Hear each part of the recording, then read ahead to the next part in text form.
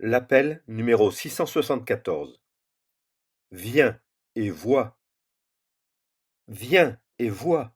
C'est une invitation à rencontrer une personne magnifique, Jésus-Christ. Comme d'innombrables femmes et hommes l'ont déjà fait, viens le rencontrer. Certains ont dû faire un effort considérable pour mettre de côté leur méfiance et leurs a priori. Toutefois, Dieu a honoré leur décision au-delà de leurs espérances. Leur rencontre avec Jésus les a bouleversés, transformés, libérés, remplis de joie et de paix. Au-delà des préjugés. S'approcher de Jésus, ce n'est pas s'engager dans une religion ni se conformer à des règles. S'approcher de Jésus, ce n'est pas fréquenter une église ou participer à un mouvement collectif de bienfaisance. S'approcher de Jésus, c'est une démarche personnelle individuelle. S'approcher de Jésus, c'est commencer une relation avec une personne extraordinaire, merveilleuse. Tu rencontres Jésus lorsque tu lis la Bible, tu écoutes et reçois ce qu'il te dit, ou crois ce qu'il te dit. Tu lui parles par la prière. Même si tu ne connais rien de la Bible, approche-toi de Jésus, viens le rencontrer. Il n'est pas nécessaire d'avoir suivi une formation, car il n'y a pas de rite à observer. Approche-toi tel que tu es. Il t'accueillera avec bienveillance et compassion. Ouvre-lui ton cœur, il ne te fera aucun reproche. Demande-lui de te montrer qu'il est là, qu'il t'entend, qu'il t'aime. Viens rencontrer Jésus.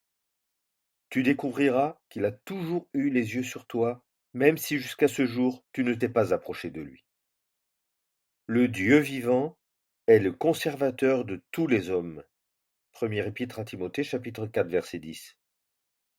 Il fait lever son soleil sur les méchants et sur les bons, et envoie sa pluie sur les justes et sur les injustes. Évangile selon Matthieu, chapitre 5, verset 45. Tu rencontreras un véritable ami qui t'aime et qui a de l'estime pour toi. Comme quelqu'un que sa mère console, ainsi, moi je vous consolerai. Livre du prophète Ésaïe, chapitre 66, verset 13. Marthe dit à Jésus, Seigneur, si tu avais été ici, mon frère ne serait pas mort. Il dit, Où l'avez-vous mis? Ils lui disent, Seigneur, viens et vois. Jésus pleura. Cela se passa devant le tombeau, puis Jésus ressuscita le mort.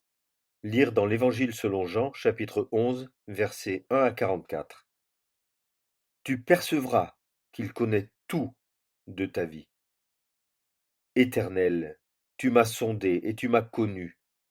Toi, tu sais quand je m'assieds et quand je me lève, tu discernes de loin ma pensée. Où irai-je loin de ton esprit? Où fuirai-je loin de ta face?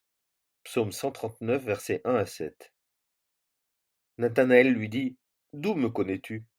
Jésus lui répondit, Avant que Philippe t'ait appelé, quand tu étais sous le figuier, je te voyais. Nathanaël lui répondit, Rabbi, tu es le Fils de Dieu. Évangile selon Jean, chapitre 1, versets 48 et 49. Tu prendras conscience de la gravité de ta situation, de notre situation devant Dieu. Nos transgressions se sont multipliées devant toi, et nos péchés témoignent contre nous. Lire dans le prophète Ésaïe, chapitre 59, versets 12 à 15. Ce sont la fornication, l'impureté, la débauche, l'idolâtrie, la magie, les haines, les querelles, les jalousies, les colères, les rivalités, les envies, les meurtres, les ivrogneries, les orgies, et tout ce qui y ressemble. Épître aux Galates, chapitre 5, versets 19 à 21. Dieu amènera toute œuvre en jugement, avec tout ce qui est caché, soit bien, soit mal. Livre de l'Ecclésiaste, chapitre 12, verset 14. Tu découvriras un Sauveur. Notre grand Dieu et Sauveur Jésus-Christ s'est donné lui-même pour nous, afin de nous racheter de toute iniquité. Épître à Tite, chapitre 2, versets 13 et 14. Quiconque croit en lui reçoit le pardon des péchés. Livre des Actes des Apôtres, chapitre 10, verset 43. Quiconque croit est justifié par lui. Livre des Actes des Apôtres, chapitre 13, verset 39. Tu éprouveras une véritable libération au plus profond de toi. Le Fils de Dieu m'a aimé et s'est livré lui-même pour moi. Épître aux Galates, chapitre 2, verset 20. Je te célébrerai, Éternel, car tu étais en colère contre moi, mais ta colère s'est détournée et tu m'as consolé. Voici, Dieu est mon salut, ma force, mon cantique. Livre du prophète Ésaïe, chapitre 12, versets 1 et 2. Il continua son chemin, tout joyeux. Livre des Actes des Apôtres, chapitre 8, verset 39. Ta vie aura un but et une espérance. Attendant la bienheureuse espérance et l'apparition de la gloire de notre grand Dieu et Sauveur Jésus-Christ. Épître à Tite, chapitre 2, verset 13. Ne soyez pas affligés, car après la mort nous ressusciterons, et nous serons toujours avec le Seigneur. Consolez-vous donc l'un l'autre par ces paroles. Lire dans la première épître aux Thessaloniciens, chapitre 4, versets 13 à 18. Tu ne seras plus jamais seul, incompris, rejeté, abandonné. Tu feras l'expérience de l'aide de Jésus-Christ et de ses consolations tout au long de ta vie. Jésus leur dit: Et voici, moi je suis avec vous tous les jours, jusqu'à l'achèvement du siècle. Évangile selon Matthieu, chapitre 28, verset 20.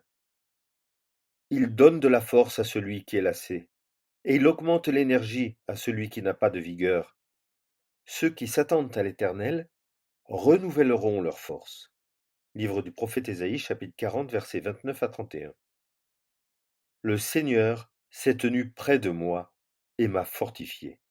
Deuxième épître à Timothée, chapitre 4, verset 17. Le Seigneur se tint près de lui et dit: Aie bon courage. Livre des Actes des Apôtres, chapitre 23, verset 11. Viens à Jésus. Ne fuis pas celui qui t'attend avec amour et sollicitude. Il t'aime et a sacrifié sa vie pour sauver ton âme des tourments éternels. Viens à lui. Il t'offre le pardon de tes péchés et la vie éternelle. Tu trouveras tous les versets cités en référence dans la Bible.